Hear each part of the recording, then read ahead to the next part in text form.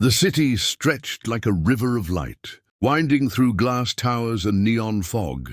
From the top of the highest spire, a woman stood in silence.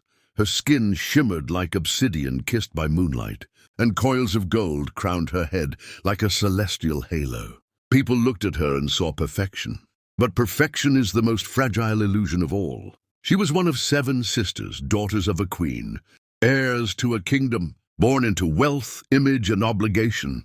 Their world was built on silence. Secrets were locked behind diamond smiles and polished etiquette. And the cost of asking why was exile from the illusion of unity. These were the daughters of Queen Elenia, a ruler both revered and resented. Her legacy was one of iron elegance, but now she was dying.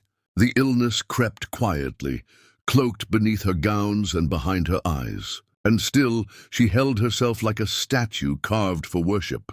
But she saw what the world did not. She saw how her daughters had turned on each other. They had been raised in a palace of pain, disguised as privilege. The outside world called them flawless, but inside the family was divided.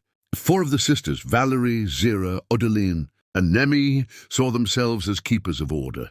They judged the other 3 mercilessly, Alenra, Eusevi, and Leoren, sisters who dared to feel, who cried when things broke, who asked too many questions. To the stronger 4, emotion was weakness. Accountability was threat, and truth, that was dangerous. The queen had watched them grow bitter, watched them speak without listening, punish without mercy, love without tenderness. And now, facing death, she could no longer keep the secret that had shaped them all. So she summoned them, one by one, to her private chamber. The first was Valari, regal cold. "You always made us cater to the weaker ones," she said, standing stiff by the bed. Elenia didn't argue. Instead, she handed Valari a small, tattered book, its cover cracked with time. A Bible from Earth, the ancient place none of them truly understood. "This," Elenia whispered, "taught me more about myself than this palace ever did." Valari's face hardened, but her eyes stayed on the book. Then came Zira, defiant, sharp-tongued. "You taught us to uphold perfection," she spat, "even if it meant we destroyed each other." Elenia's hand trembled as she brushed Zira's arm. "And you followed even when it didn't feel right. Why didn't you ever ask why?"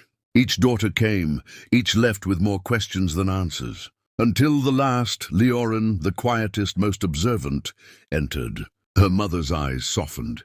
"There's something you must know," Elenia said. "Not to shame you, but to free you." "I had an affair," she whispered. "Not out of lust, but loneliness. I was drowning in a life that praised silence. I needed someone to hear me, and they did. Just once, but it was enough to break me." Leoren's breath caught, but she said nothing. "I found this book," Elenia continued, touching the Bible's worn pages. "I read it in secret. It spoke of grace, of confession, of freedom in truth. I wanted to tell you all, but I didn't know how."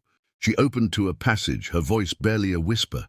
"Therefore confess your sins to each other and pray for each other so that you may be healed." James 5:16.